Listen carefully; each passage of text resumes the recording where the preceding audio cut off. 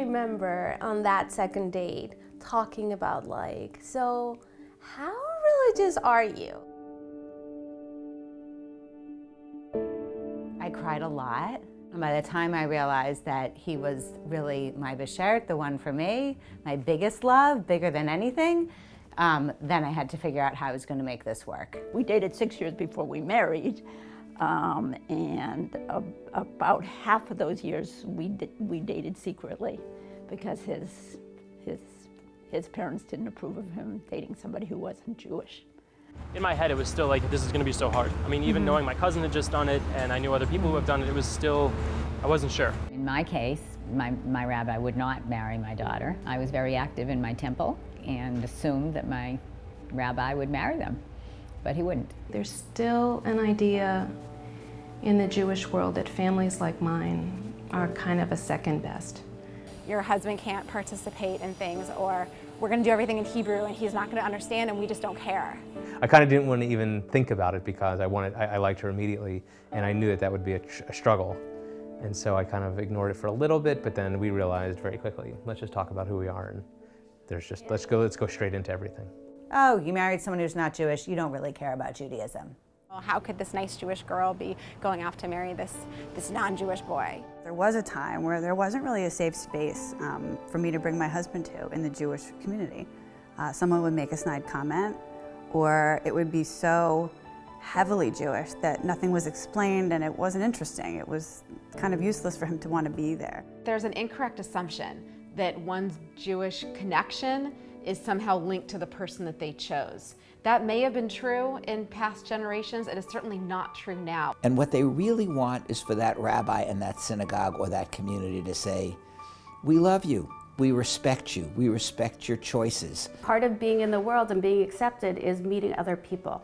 And it's okay to fall in love. And falling in love with someone of a different religion doesn't mean that you value your own religious tradition any less, both for the Jewish partner and the other partner. And it's really important to communicate this to your parents and others who may have trouble with it. Only love will motivate people. I first found InterfaithFamily by doing my own just web searching on how do people make interfaith relationships work, because I knew that Fernanda was the most special person I'd ever met, and I could not just chalk it up to, oh well, it's been fun, but now time to move on. So I had to try and figure out for myself, what have other people done, or are there resources that can help me figure out a path? To be able to say to couples at that time, we love you, we're here for you, we have resources for you. With the mentor couple and the holiday introductions and the love and religion, like all of it, there would be, this wedding probably wouldn't be happening, to be brutally honest. What they leave saying every time is, I didn't know that I wasn't alone. I didn't know that people have the same kinds of stories.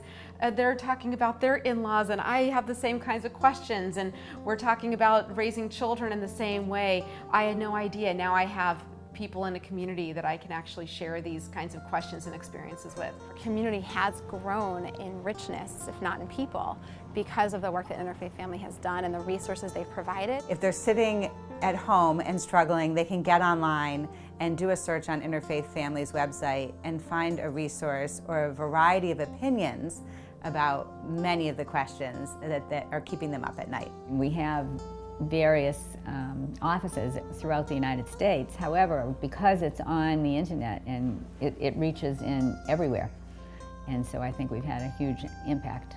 For the teenager and for the college student and for the young professional who's also trying to figure out their place in the world, I want Judaism to belong to all of them. Success will be when every interfaith couple or interfaith family or child of an interfaith family knows that there is a comfortable, safe space for them in Jewish life.